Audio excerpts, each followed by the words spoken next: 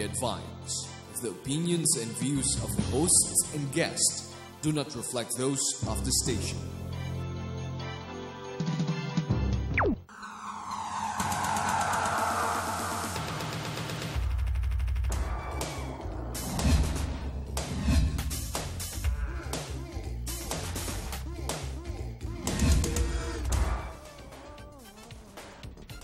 Morning everyone, you're watching The Business Portal, your gateway to business trends and opportunities. Welcome to Peaceabilities. I'm your host, Arman Benko from the Colayco Foundation.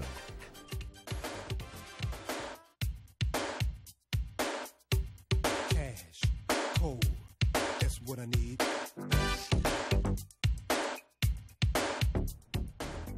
Today's episode, as usual, is a special episode. We will discuss about financial planning. It is the start of a new year. No better time to set our financial plans.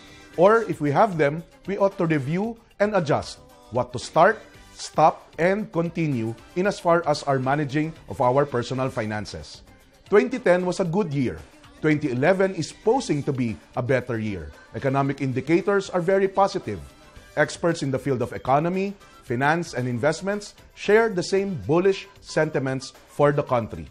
All this, though, will be all for naught, baliwala, if we do not have proper financial planning. The common mistake people make is they get into personal financial planning or they get into investments right away without putting their personal finances in order. Thus, our topic today, our maiden episode for this exciting 2011. Our approach for today will be quite different.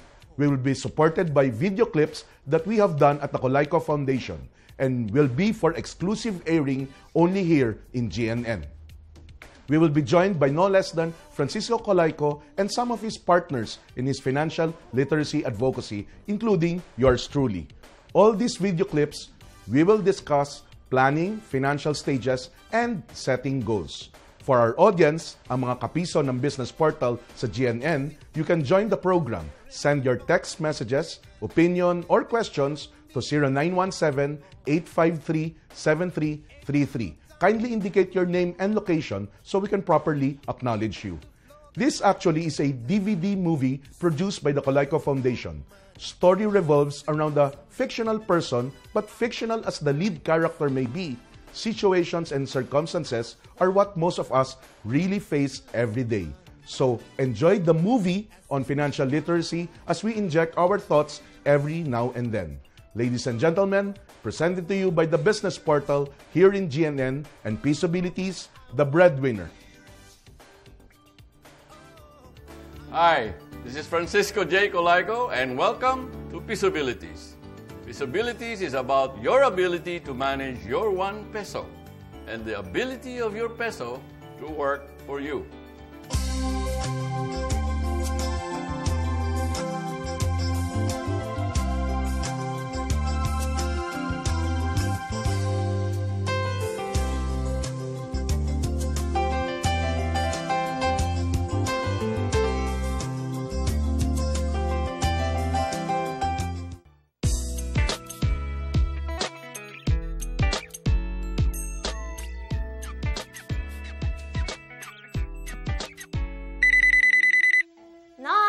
Salamat, JT. Pawid mo ang kwarta.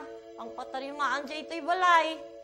Siya nga pala, your sister is going to a field trip to Sagada. Nanay, baka meron kang extra. It will be much appreciated. Love you, Nanay. Mami. Anak ka, Mami. Ay, paano ba to? Over budget na naman ako. Ano kaya mababayaran na regular ang credit card ko? Kating! Are you sure hindi ka sasama? Hindi na, no? Tatapusin ko pa itong ginagawa ko. Ano ba kasi yung ginagawa mo? Ano pa? Ito, kukompute yung mga babayaran. God, kinakarir mo na naman ang pera, sister. Sayang, maraming boys doon. O siya, sige na. Sige, Bye-bye. sige. See you later. Okay. Enjoy! Bye! Joy. Ay, ito pa tong si Marcel. Nakaproblema sa pera. Kung ganito ng ganito, sigurado, hindi kakayanin. I have to do something about this. Kating Kalayag. Ako si Ninong FJC, financial godfather na mga tulad mong nangangailangan ng tulong para makaalpas sa kakapusan. May ganun ba? Oo, ako nga yun. Wow!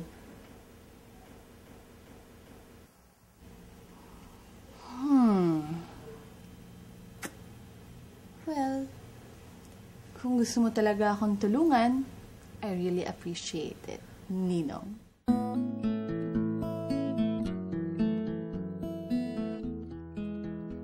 Kating? Ninong?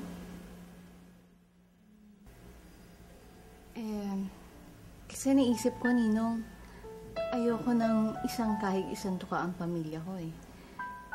Kung tutuusin, malaki naman ang sweldo ko. Kaya lang, kulang pa rin yun, di ba? Lalo na kapag hindi ako nakaka-sideline, kinukulang pa rin yung budget. So, gusto mong makaipon? Hindi lang yun, Ninong. Siyempre, gusto ko kung anong meron ako, mapalago ko. At saka, siyempre gusto ko rin naman na guminhawa yung buhay ng pamilya ko. Kaya lang, Ninong, inisip ko nga kung paano eh. Hindi ko naman po sila pwedeng bitawan na lang. Gusto ko po yung matulungan ko po sila. Habang tinutustusan ko yung sarili ko. Paano ko po magagawa yun, Ninong, kung sa ipon lang? Tama ka, Kating. Mabutit mukhang desidido kang pagandahin na ang buhay mo. Ang kailangan mo siguro ay tulong sa kung paano mong gagawin. Naisip ko nga po, ayoko rin ng pabanjing-banjing.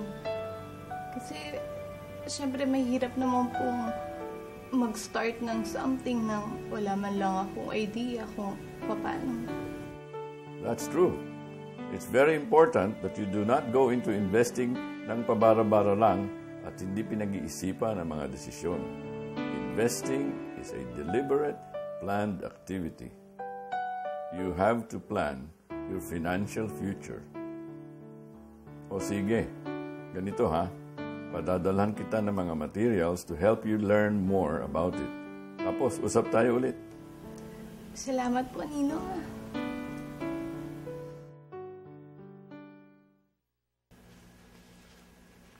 Wow, saya naman ang hobby mo. Mr. here, Mr. there. Haha, sige, manginis ka pa. Libhasa ikaw. Ay, wait lang. Alala ko, may nag-deliver nito sa'yo kanina, oh. Thank you, ah. May bibilin lang sa tindahan. Like a foundation.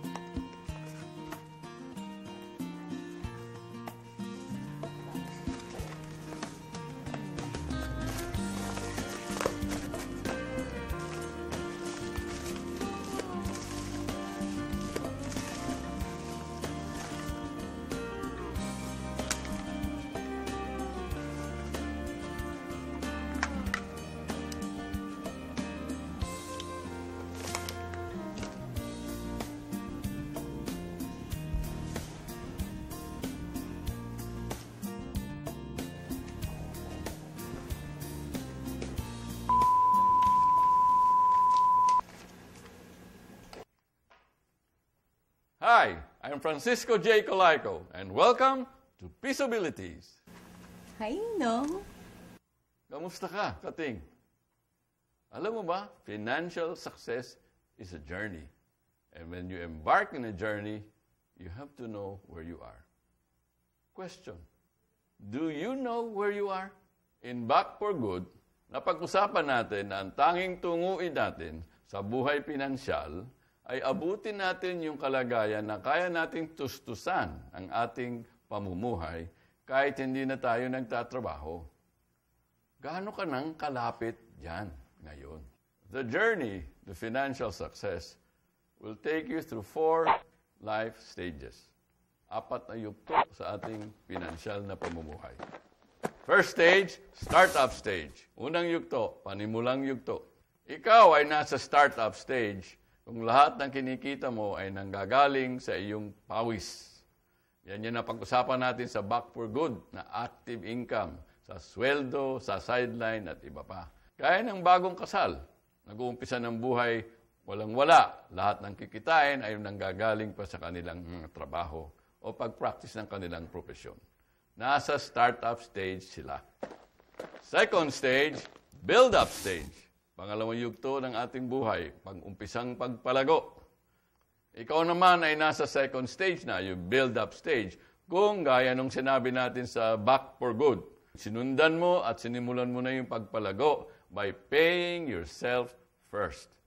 The 20% of what you earn actively, yan ang iyong ilalagak o i-invest for your future. Pagpalago stage. Ang tunguin mo dyan na hanggang 20% ng kinikita mo taon-taon ay sana galing na sa pera kinikita ng pera mo. Third stage, asset allocation or fine-tuning stage. Yan pangatlong yugto ng ating buhay pinansyal, yung tamang pagbabalanse ng ating investments.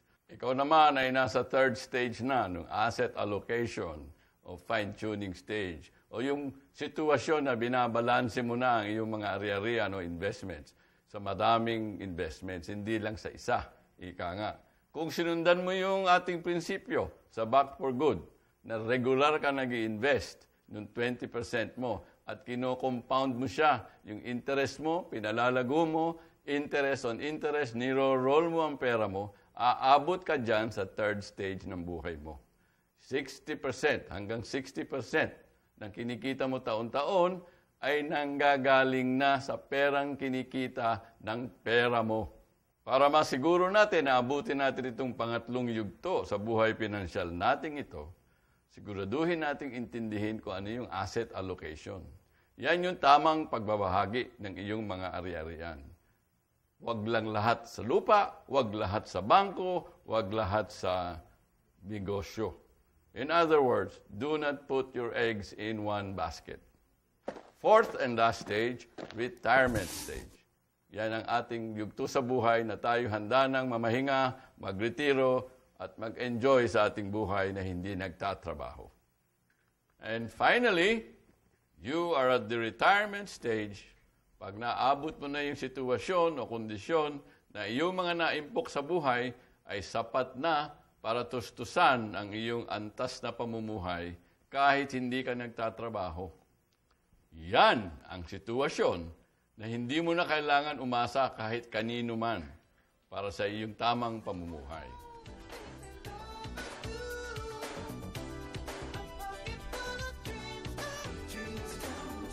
Getting interesting? We sure do hope so. Financial life stages are different from our chronological life stages. Financial life stages, walang kinalaman ng edad. We may be 50 or nearing 60, but we are still in the startup stage. Or we are 40 and everything falls into its proper places and we are at the retirement stage. Keep sending your messages or comments and we shall read them or answer them after we pause for a short break. Now that you know where you are, alam mo na kung gaano kang kalapit sa tunguing pinansyal mo. At alam mo rin na itong tunguing to ay personal lang sa iyo. Hindi pwede sa iba na gumaya ka. Kaya dapat, ang susunod na obligasyon mo is to specify specific amounts na dapat mong malikom sa bawat stage ng financial life mo. So you're now 20 years old, you will retire at 65, 45 years tayo magpaplano. Ang umpisa mong pag-iisipan ay yung papunta ka from startup to build up. Kumikita ka ng 120,000 a year, 10,000 a month. 15 years from now, then.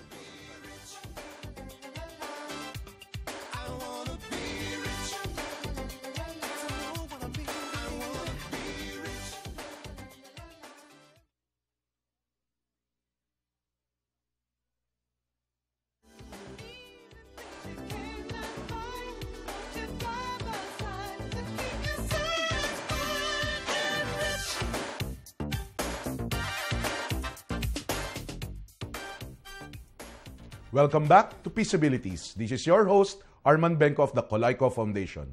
We are discussing financial planning. Next on the agenda, setting goals or targets. Here, we remind you of the guideline in making or setting targets or for your goals. Be SMART. SMART stands for be specific, your goal should be measurable, attainable, realistic, and time-bounded. Ibig sabihin, kung kayo ay gusto nyo magbakasyon, dapat very specific. Alam nyo kung saan kayo pupunta. Measurable kung magkano ang gagastusin nyo kung kayo magbabakasyon. Attainable, yung lugar na pupuntahan nyo, pwede ba talaga mapuntahan? Baka sa buwan nyo gusto magbakasyon o sa ibang planeta, hindi tayo makakapunta. Realistic, kung kailangan nyo ng visa, kailangan mag-apply kayo ng visa or get the qualifications para makapasyal doon sa lugar na inyong gustong puntahan. And finally, time-bounded. Ibig sabihin, kailan kayo pupunta? Hindi yung gusto nyo lang magbakasyon at bahala na kung kailan maaabot yung tinatarget yung amount para sa inyong bakasyon. So, one major requirement in financial planning, setting targets or goals, kailangan meron kang specific financial target. So, let's hear it again from our guy, FJC. Now that you know where you are, alam mo na kung gaano kang kalapit sa tunguing pinansyal mo. At alam mo rin na itong tunguing to ay personal lang sa iyo.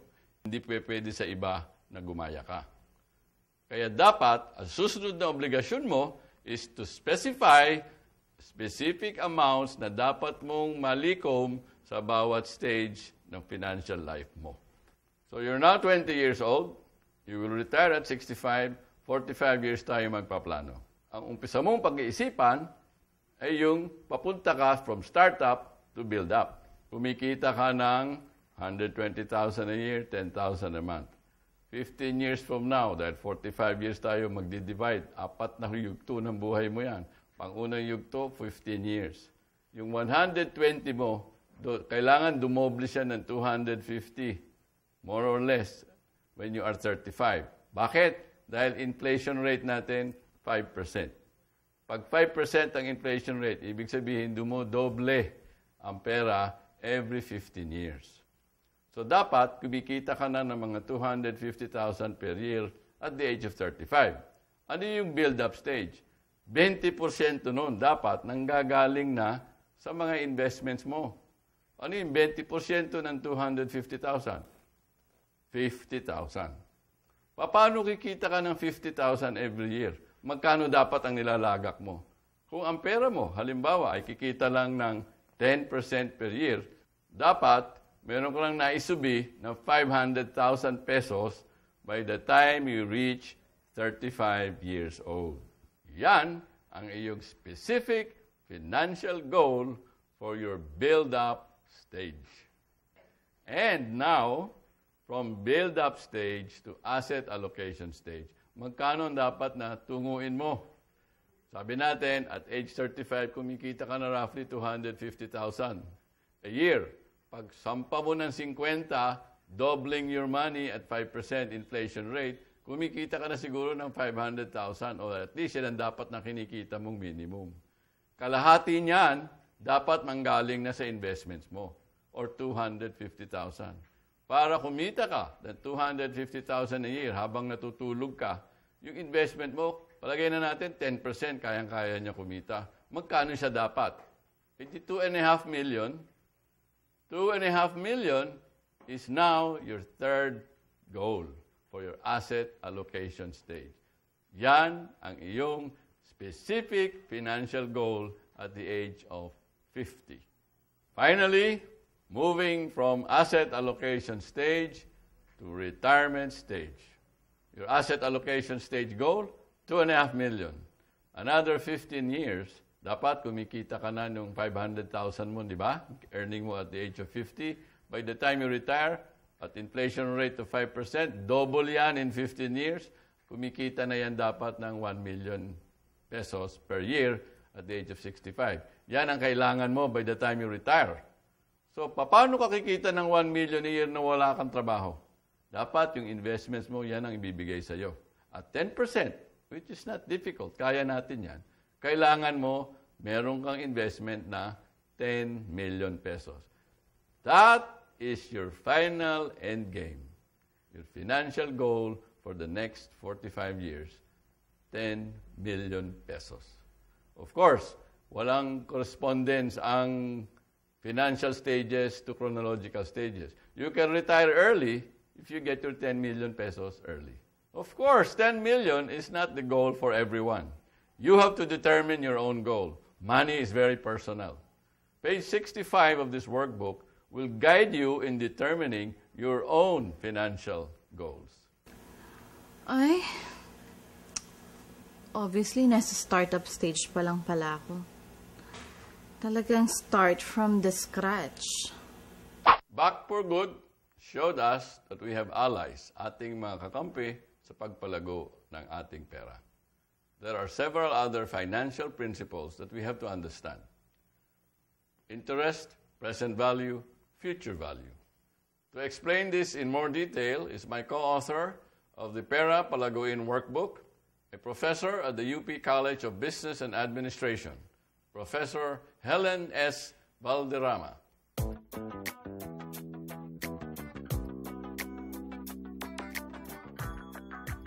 Any investment has two kinds of value o halaga. Ang present value o halaga nito sa kasalukuyan at ang future value o halaga nito sa isang takdang panahon.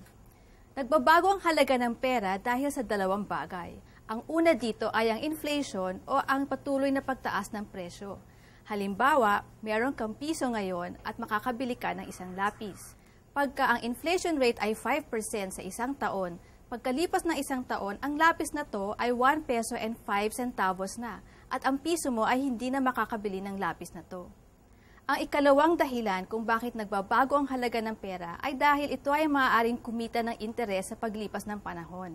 Halimbawa, nagdeposito ka ng 10,000 ngayon sa bangko, sa time deposit na kumikita ng 5% kada taon.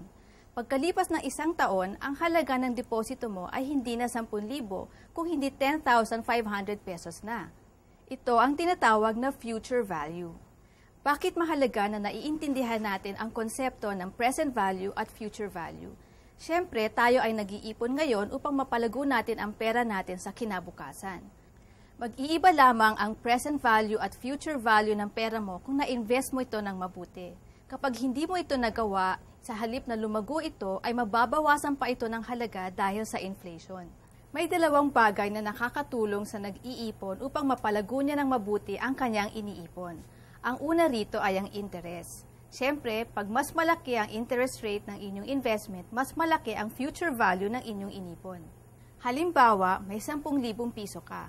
Pwede mo itong ideposito sa isang time deposit na kikita ng 5% pagkatapos ng isang taon o sa isang savings account na kikita lamang ng 1% pagkatapos ng isang taon. Siyempre, mas mataas ang future value na makukuha mo kung ipapasok mo ang pera sa isang time deposit. Ang makukuha mo ay 10,500 tulad ng naipaliwanag natin kanina at hindi 10,100 lamang kung sa savings account mo ito inilagay. Lumalaki rin ang future value ng pera kung mas mahaba ang iyong investment period. Halimbawa, yung time deposit natin kanina na 10,000, pagkatapos na isang taon ay 10,500 pesos na. Pero kung iiwanan mo to sa bangko at magiging 2 o 3 taon po siyang idideposito, mas malaki pa ang halaga nito o future value nito. Nagagamit rin ang konsepto ng present at future value kung gusto mong malaman kung magkano ang dapat na ipon mo ngayon upang sa isang takdang panahon ay meron ka na nung halagang kinakailangan o tinatarget mo. Halimbawa, gusto mong mag-umpisa ng isang maliit na negosyo pagkatapos ng 2 taon. Ang kailangang kapital ng negosyong ito ay 200,000 pesos. Ngayon, meron ka ng 150,000 pesos at ito ay malalagay mo sa isang time deposit sa bangko na kikita ng 10% o 10%. Sapat na ba ang halagang iyon para magkaroon ka ng 200,000 pesos pagkatapos ng 2 taon? Ang present value ng 200,000 pesos sa 10% interest at investment period na 2 years ay mga 165,000 pesos. Ang ibig sabihin nito ay kulang pa ng 15,000 pesos ang pera mo ngayon upang ito ay lumaki at maging 200,000 pesos na kailangan mong kapital sa pagkalipas ng 2 taon.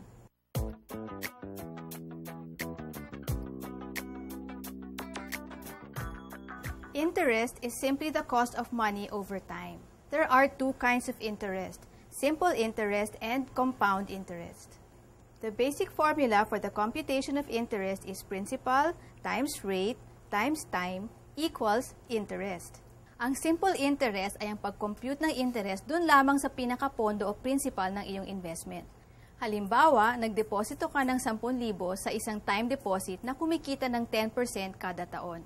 Pagkatapos ng 1 taon, ang kikitain ng iyong deposito ay 10,000 times 10% times 1 year o 1,000 pesos.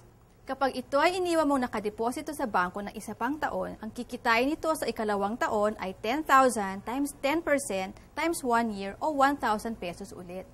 Sa compound interest method, ang pag-compute ng interest ay hindi lamang sa iyong puhunan o principal, kundi sa interest din na kinikita ng iyong puhunan o principal. Kung balikan natin ang ating naunang halimbawa, kung compound interest ang ginagamit ng bangko upang mag-compute ng interest, sa 2 taon, ang interest na kikitain ng iyong time deposit ay hindi 1,000 pesos lamang. Ito ay dahil isasama yung unang taong interest na 1,000 sa iyong puhunan na 10,000 at ang ngayong puhunan mo ay 11,000 na. Dito itatama ang 10% interest rate at 1 taon upang magkaroon ka ng interest na 1,100 pesos sa 2 taon. Sa 3 taon, ang kikitain mong interest ay 10,000 plus 1,000 plus 1,100 times 10% times 1 year o 1,210 pesos na. Maliwanag na mas malaki ang interest sa compound interest method kaysa sa simple interest method. At habang humahaba ang panahon o investment period mo, lalo pang lumalaki ang diferensya ng interest na kikitain sa compound interest kaysa sa simple interest method. Malaking tulong ang compound interest sa pagpapalago ng perang inipon. Pero tandaan, makakamit mo lamang ang benepisyong ito kung iiwanan mo nakaimpok sa investment mo ang interest na kinikita nito taon-taon. Kapag ito ay winidraw mo, ang kikitain mo lamang na interest ay mababase sa simple interest method. When you borrow, a good rule of thumb is borrow based on pure, simple interest. But when you invest, pagpalago, try to compound your interest. Let it roll. Yung interest earns on interest para sa inyong kapakanan yan. Kaya dapat pala, pagpaplanuhan ko talaga kung anong pag-i-investan ko. Invest at compound interest. Invest at compound. Ano yung pinapanood Kaba, mo? nakakagulat ka naman. Ito naman, ang OA. Ano ba yan? Yan. Tangganin. Wala yan. Mga, financial literacy ba? Kukating. Pinahiram lang sa akin ng friend ko yan. Ano ka ba? Kinakarir mo tong ganito. Ang bata-batang pa para sa mga ganyan, no? Ako sa'yo, alam mo, lumabas tayo. Mag-mall tayo, magpa-manicure tayo, magpa-pedicure tayo. Ano, trick mo. Ha? Tara!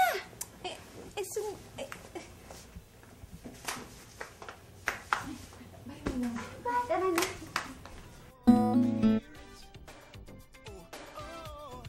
Okay, we have learned some financial concepts. Unang-una, ang pinakamalaking kalaban natin, inflation. Inflation, pagtaas ng mga presyo ng bilihin.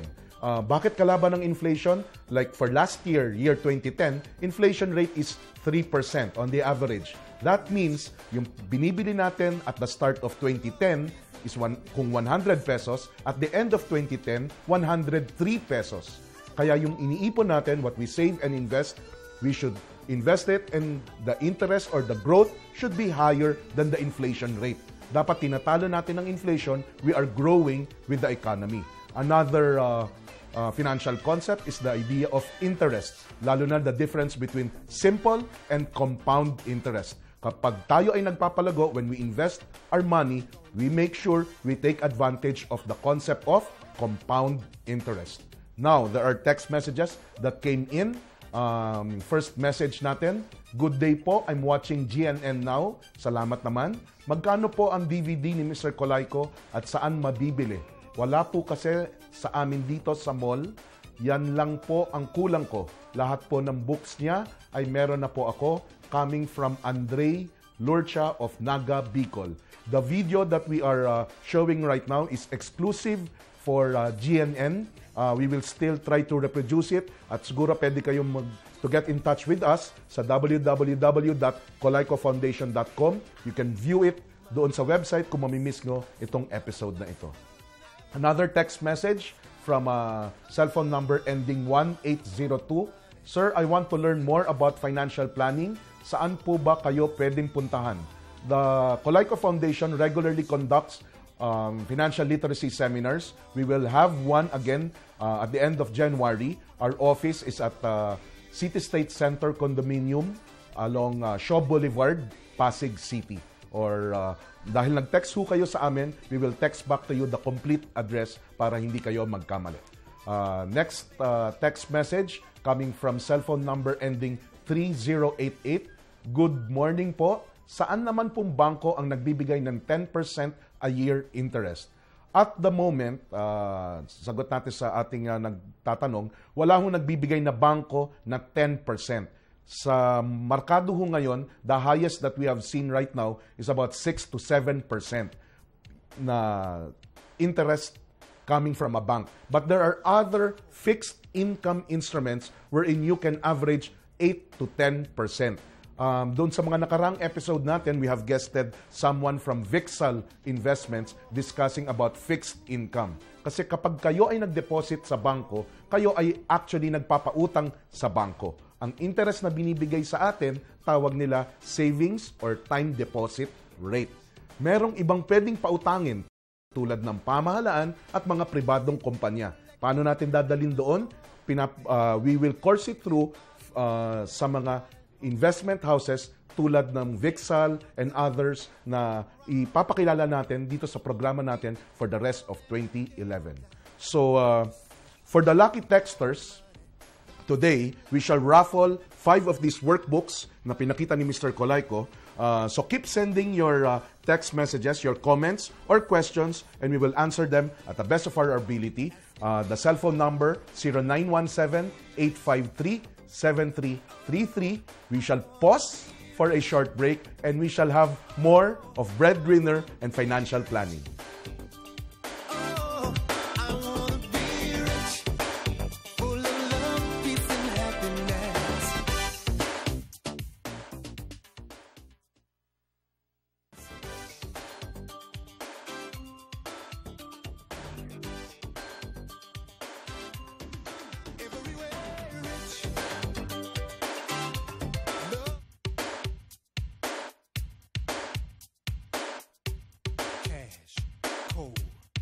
What I need.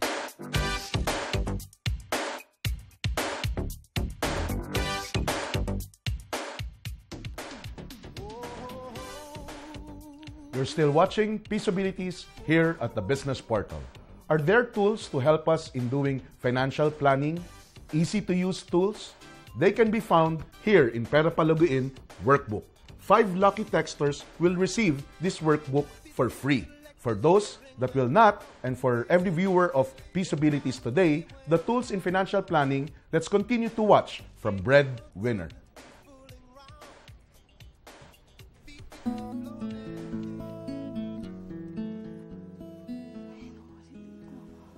O Kating, Kamusta na ang pag-aaral mo so far? Ninong, mabuti naman po. Alam ko nga po kung anong financial stage ko ngayon eh. Well, startup na startup pa lang ang beauty ko. Oo nga eh. Tanggap mo kung nasaang stage ka na ng iyong financial life ngayon. Now, you can specify your financial goals according to the stage you're in. Actually, Ninong, may mga nalista na nga po ko dito mga goals ko. Hindi ko lang po alam kung akma. Mapalad ang pamilya mo sa iyo, Kating. Talagang kasama ang kapakanan nila sa goals mo. Siyempre naman po. You have good and noble goals. Ang iba sa kanila, mga medium at long-term goals na makakamit mo kapag may naipon at na-invest ka na. In other words, pag nasa ibang financial stage ka na. Opo. Kaya ngayon, ang goal mo ay mag-umpisa ng mag-invest. Nang sa gayon ay magkaroon ka ng source of passive income. Ganun nga po ginagawa ko, Ninong eh. Kailangan mo rin, Kating, alagaan ang sarili mo, ha? May medical insurance ka ba? Meron po. Actually, salary deduction po yun. Mabuti. Itong mapagtapos ang mga kapatid mo. Kasama ito sa ginagawa mo ngayon, di ba? Matatapos na rin po sila. Gawin mo ring goal, Kating, na magkaroon ng emergency reserve fund. Equivalent yan to 6 months worth of your income. Kailangan po ba yun? Siyempre, di natin sigurado kung anong mangyayari sa atin. Kaya tama lang na alagaan natin ang sarili natin at maging handa sa mga unexpected events. Ay, naku. Ninong, kayanin ko kaya to? Parang ang dami-daming dapat gawin. Ang laki ng dapat i-invest. Minsan nga po, kinakapos pa ako sa pagbabudget eh. Huwag kang mag-alala. Lumalago rin naman ang emergency funds at kung hindi mo nagagamit, kasama rin ito sa kabuuan ng iyong net worth. Sige, pag-aralan mo muna uli ang mga binigay kong material sa iyo. May tips doon kung paano mo aayusin ang finances mo. Ay. Ninong, sige po, malilate na po pala ako. Ang paggawa ng personal financial statements ay ang tanging paraan mo para malaman mo kung nasaan ka na sa buhay pinansyal mo, kung nasaang yugto ka na sa iyong buhay pinansyal. Dalawang klase ito.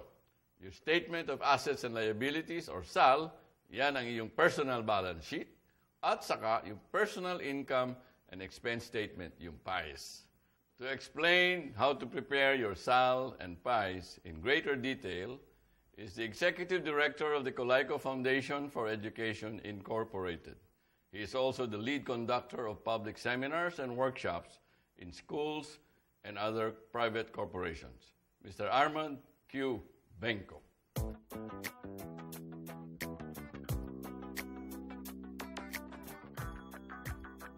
Ang SAL o ang Statement of Assets and Liabilities ang unang financial statement na kailangan nyong gawin. Ang Statement of Assets and Liabilities ay simply listahan ng inyong mga assets, ang inyong mga pagmamay-ari, at ang inyong mga liabilities, ang inyong pinagkakautangan. Halimbawa ng inyong mga assets ay cash, alahas, ang inyong bahay at lupa, o ano pang mga investments na inyong naipundar.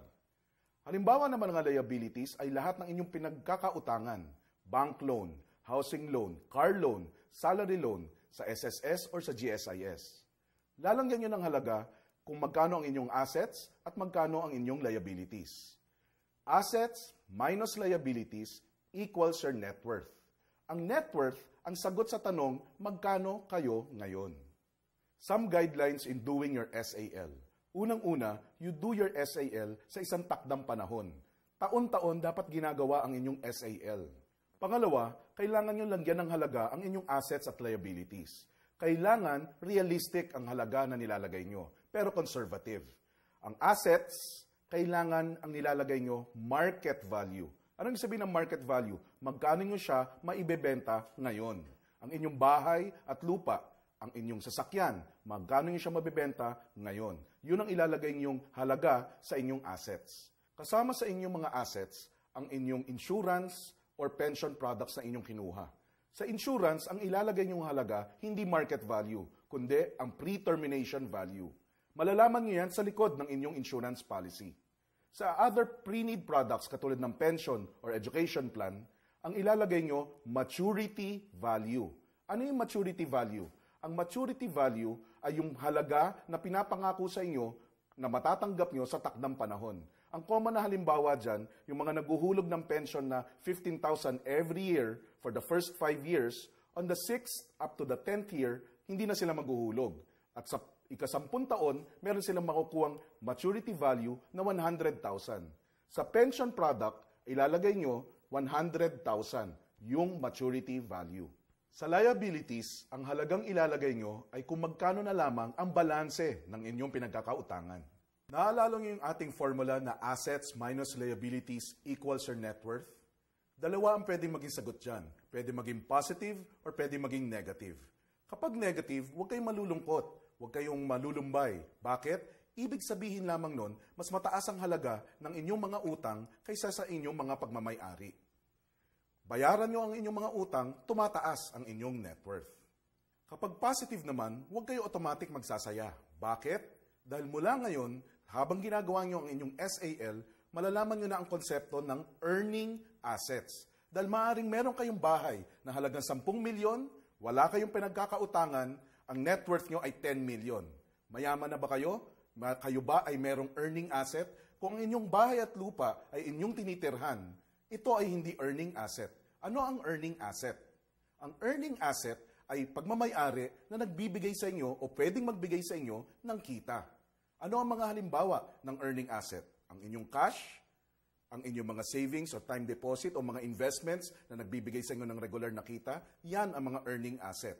With your SAL, now you can identify, build, and maintain your earning assets. Dapat, taon-taon ginagawa nyo ang inyong SAL.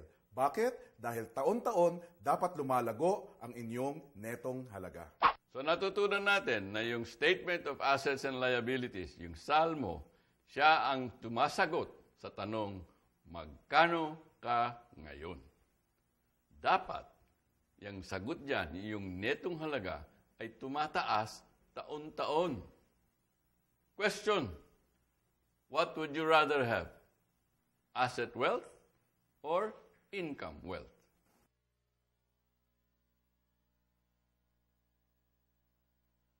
When checking if your assets are indeed earning for you, ask the following questions. What assets am I using or not? Ano ang ginagamit ko? Ano ang hindi? What assets are earning? Is the earning rate higher than the average inflation rate? What assets are not earning but whose value does not depreciate? Ano ang di kumikita pero di naman bumababa ang halaga? What assets are not earning and depreciating? Ano ang di kumikita at bumababa pa ang halaga? Di lang savings ang pwedeng invest. Yung inyong mga assets na nakatenga, pwede naman i-convert yan sa cash, ibenta nyo na, invest it right away. Halimbawa, yung 100,000 na lupa nyo, maaari, nasa probinsya, nakatenga for the last 10 years. Alam nyo ba kung nabenta nyo na nun, 100,000 yan, at pinalago nyo yan, at kumita ng 20% a year, at 20%, dumodoble ang pera mo every 3.6 years. In 10 years, yung 100,000 mo ay 620,000 na. Yung oportunidad na yan, kung hindi mo ginawa, ay wala na sa iyo ngayon. Ay, Apo. Yung lupa pala namin sa Vigan non-earning asset. Kasi nakatenga lang naman yun dun Mabuti pa siguro sabihin ko na lang kila Mami at Daddy na ibenta yun. Pwede pa namin may invest. Okay, we have learned about statement of assets and liabilities. Assets, ipapaalala ko lang ulit. Anong ibig sabihin ng mga assets? Kayo may-ari, mayroong halaga, pwedeng bilhin sa inyo ng ibang tao, at lalo na yung sinabi ni Mr. Colayco sa huli, earning assets, maaaring magbigay sa inyo ng kita. So, bawas or you deduct the balance of your liabilities, it will give you your net worth. Now, let's address some of the text messages that came in coming from cellphone number ending 6773. Sobrang interesting yung topic. Fully aware ako sa simple and compound interest. Thank you very much dahil yung ibang cameraman natin, iba ang interest nila doon sa ating video. Coming from a cellphone number ending 1255. Good morning. First time po naming manood ng misis ko ng program ninyo. Interested po kaming magka-business. Ano po advice niyong business sa maliit na puhunan? Our advice, if you want to get into business, first and foremost, alamin nyo ho what your interests are. Kung ano yung interest nyo, meron ba kayong galing doon? At yung galing nyo, can you produce a product or a service na pwedeng tangkilikin or bilhin sa inyo ng ibang tao? Importante in any business that you get into, kailangan may interest, may galing, at may market na pwedeng tumangkilik of whatever product or service that you will offer to the public. Another text message coming from cellphone number ending 9021. Sir, good morning. Do you have any short course program or an upcoming seminar? We will have a seminar end of January. Please log in to www.colaycofoundation.com for the seminar schedules ng financial literacy na ino-offer ng Colayco Foundation. Another text message coming from cellphone number ending 8432. Good day, M. May pera po ako sa bangko. Paano ko ito ililipat sa compound interest? Yung compound interest, kadalasan, admittedly, is not being offered by banks. What you do after a year of placing your money, kapag binigay yung simple interest, you reinvest again. It is not automatic compounding, parang manual compounding. It's the investor or the saver who does the automatic compounding. You have to reinvest again what you earned for a particular year. Another text message coming from Wenceslao Petrolino of Zamboanga. Good day, M. What particular business to invest to increase our income? Again, kapareho nung isang message natin kanina, kailangan alam nyo kung anong interest. Kung tatanungin nyo po ano ang magandang negosyo na pasukan, wala pong sagot doon. Because if there is an answer, what is a profitable business, most likely everyone is into that business. The business succeed not because of what the business is, but because of what and or who runs the business and how they run the business. So, we will, to get a quick estimate of how much current net worth you should have, use this formula. Your age now times your yearly income divided by 10, yun ang dapat current net worth meron kayo. Ulitin ko, anong sabihin ng net worth? Assets minus liabilities equals your net worth. Para malaman nyo magkano dapat meron kayong net worth ngayon, your age times your yearly income divided by 10. For example, you are earning 20,000 pesos a month or 240,000 pesos a year. You are 30 years old. 240,000 times 30 equals 7.2 million pesos. Divided by 10, 720,000 pesos. That is your estimated, supposed current net worth today. So, tingnan nyo, malayo, malapit, na ba kayo sa dapat yung current net worth? Kung malayo, kailangan humabol. You have 10 years para mahabol yung current net worth ninyo. Kung malapit-lapit na, then you can adjust freely on how to either mapadali ang inyong pagiging retired or in the retirement stage, or gusto nyo madagdagan ang mga gusto nyo mangyari in your life, or you will add to your short-term, mid-term, or long-term goals. Continue sending your opinion or question. We shall do our best to answer most of them. And as I said, the lucky texter will, 5 lucky texters will receive a free copy of this workbook. Keep sending them to 0917-853-7333. The lucky texter, I will give a tip, are kadalasan yung nagbibigay ng name and their location. Yun ang madalas nananalo ng mga aming freebies dito sa Peaceabilities sa GMN. We shall pause for a short break. Except for the increase in volume, please do not touch your remote. Peaceabilities will still be back.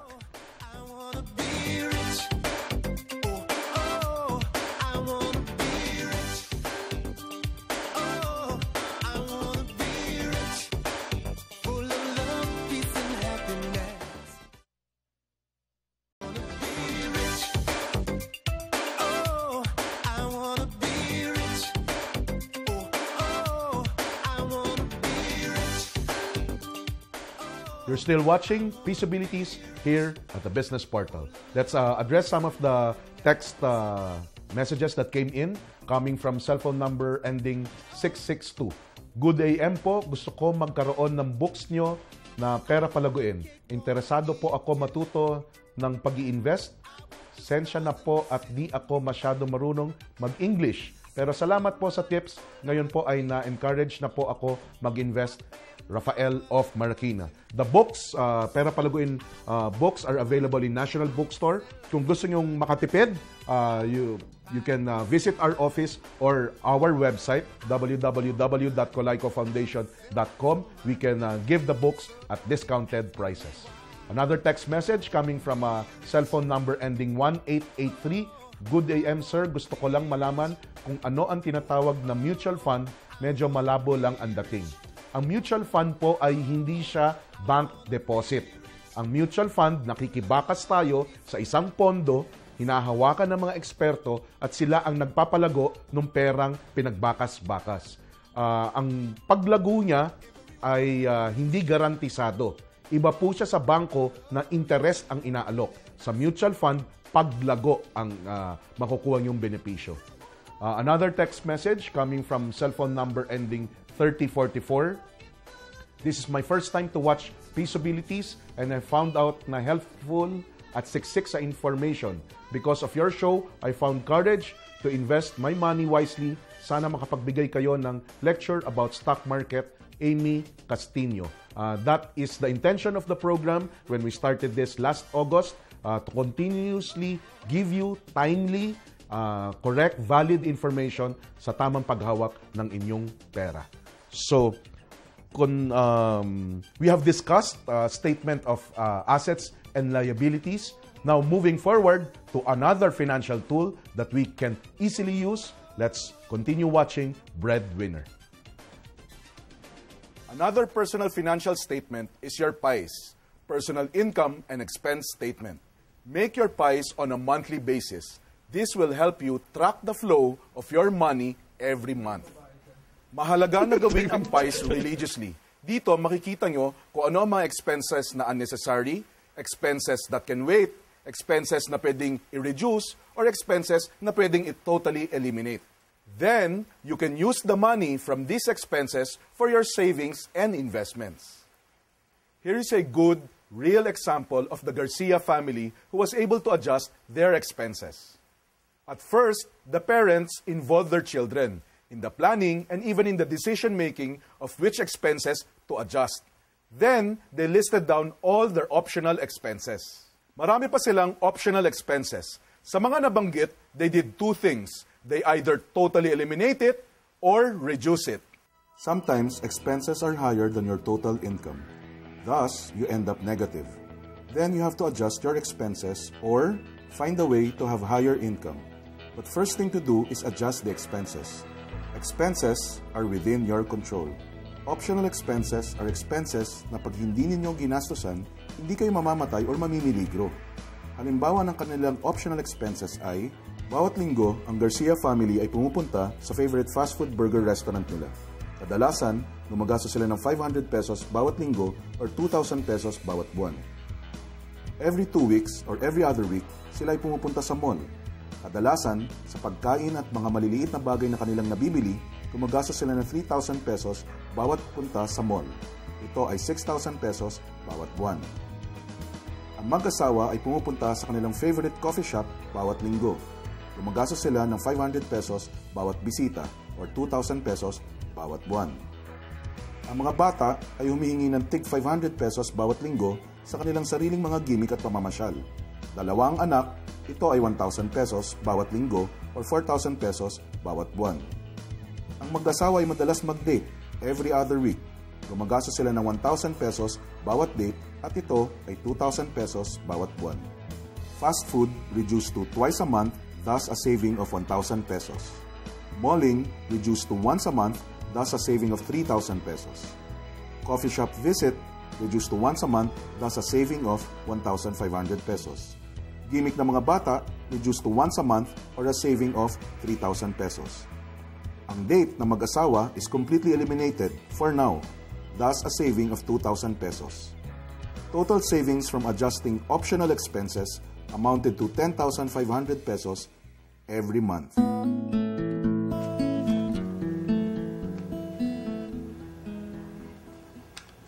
Girl!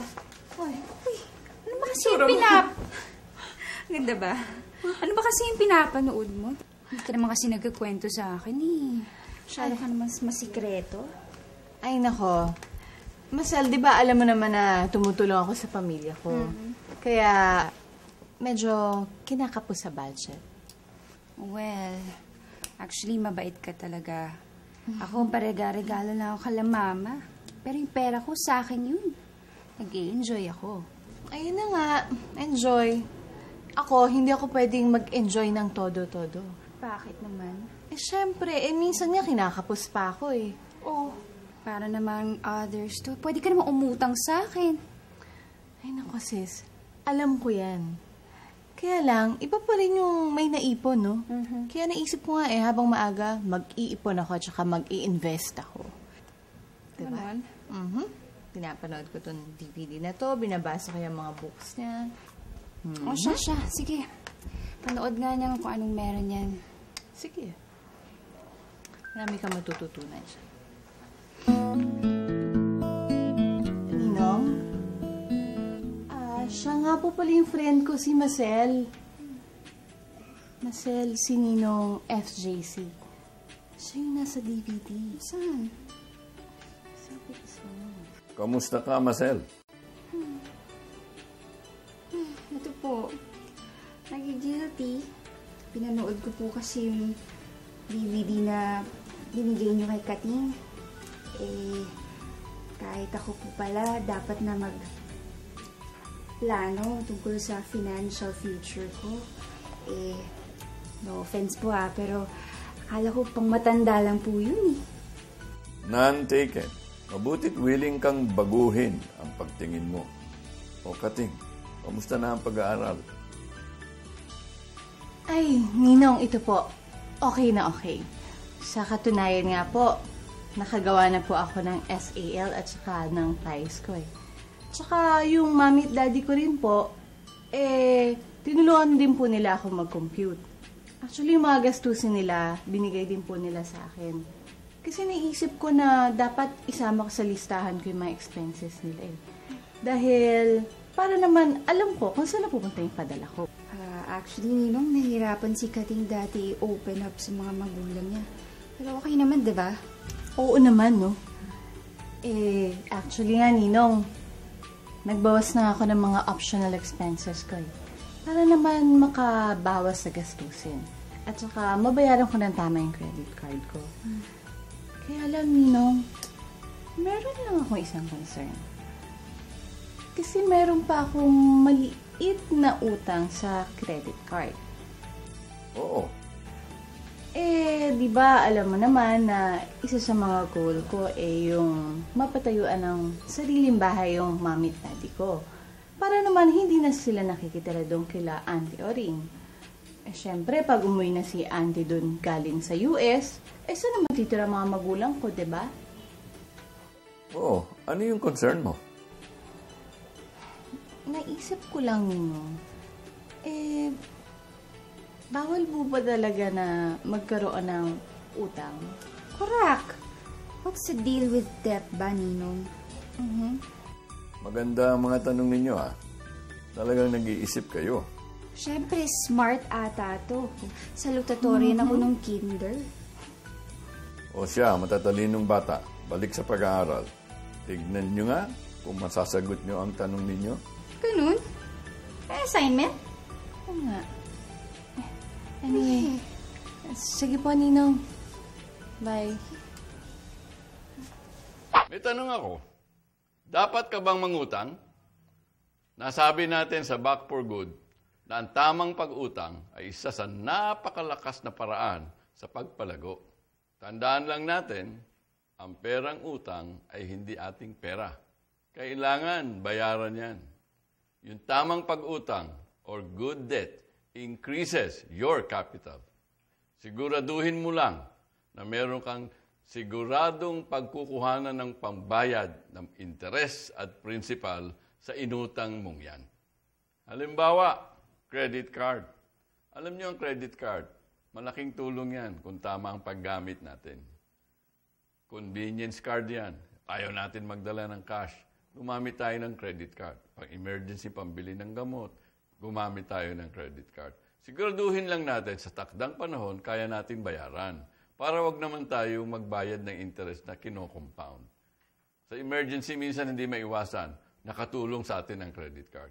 Pero wag naman natin gawin pang araw-araw na gastos, credit card. Pambili ng baro, pambili ng chicharon, pambili ng kung anong hilig na konsumo. Mali naman yata yun. Dapat gamitin natin ang credit card sa tamang paraan. Malaking tulong yan. Huwag lang natin abusuhin. Tayo ang tatamaan. Ang importante, reminder sa lahat, good debt ang nakakatulong sa atin. Credit card, walang debt na mahal. Walang utang na mahal kung kaya nating bayaran. At kung gagamitin natin ang inutang natin sa tamang paraan, paglagak ng salapi, na kaya niyang bayaran ang interest ng iyong inutang, magaling ang paggamit ng utang sa tamang paraan. The journey to financial freedom begins with small baby steps. Pay yourself first. Save a portion of your salary first. The rest is for expenses. Protect yourself.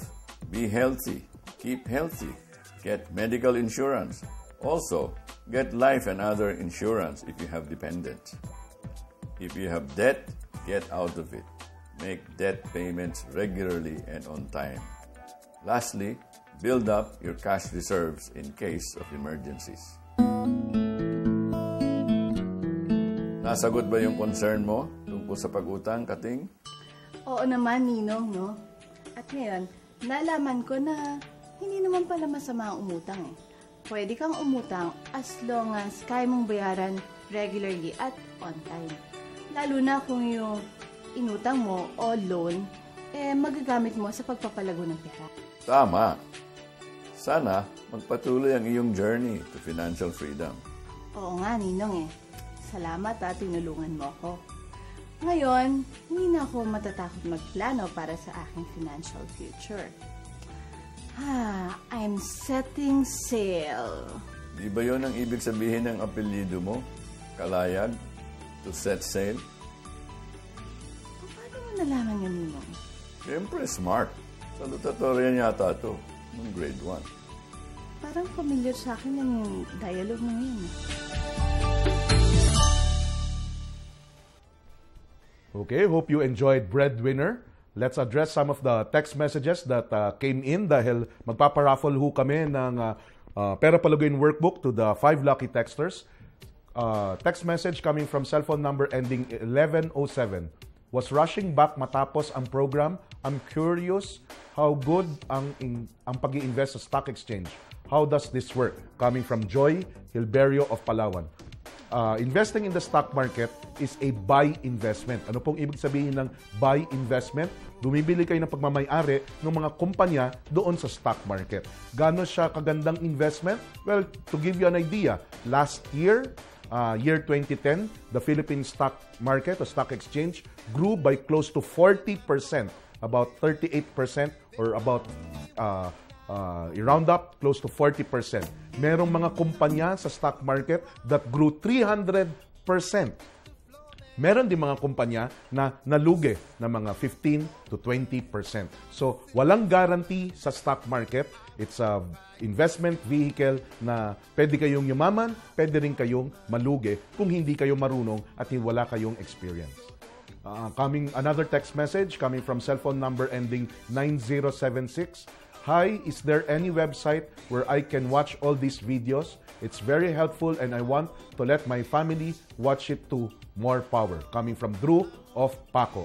Aside from continuously watching dito sa GNN, pwede nyo hong mapanood ang video clips sa www.colaycofoundation.com. So, we all want and intend to be rich and wealthy. But ladies and gentlemen, being wealthy is not an easy thing to do. Direction more than just intention bring us to to our destination. Do you have direction in your financial journey? Do you have short-term, medium-term, or long-term goals? Ano yung short-term goals? Short-term goals are those we want to meet in 2 years or less. Medium-term goals are those we want to meet within 3 to 5 years. Long-term goals are those we want to hit 6 years or more from now. We have espoused financial planning and setting financial goals today. Let me close our episode today with Mr. Colayco's favorite quotation. We can never control the wind, like we cannot control inflation or the interest rate, but we can certainly learn to adjust our sales, like our planning, if we will save or if we will actually invest. Like for less than 500 pesos a week, you have a chance to become wealthy. Now that you got interested and upright, but time has run out for today's episode. Of course, do tune in not only next week, but the weeks to follow here in Peaceabilities at the Business Portal. Indeed, this is your gateway to business trends and opportunities. Check our website, www.colaycofoundation.com, for our seminar schedule details. This is your host, Arman Benko of the Colayco Foundation. See you again, same time, same place.